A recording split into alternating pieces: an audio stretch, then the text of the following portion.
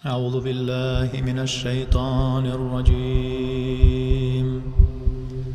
بسم الله الرحمن الرحيم. В религиозных же науках изменений быть не может. Добавлять или менять смысл предписаний священного Корана и Сунны нельзя ни в коем случае. Любые реформаторские идеи, искажающие смысл предписаний Всевышнего Аллаха и Сунны посланника Мухаммада саллаллаху алейхи вассалям, являются недозволенными новшествами, бидаат, и ведут к разрушению истинной веры. Второе, улюм аль-наклия, религиозные науки.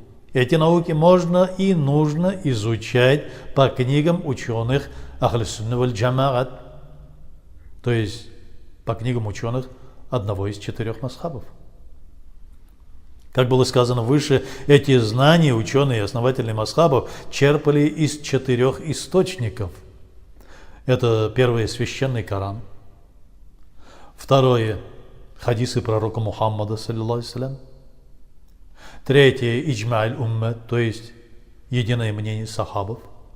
И четвертое, кияс аль-фукаха, решение, принимаемое муджтахидами методом суждений по аналогии.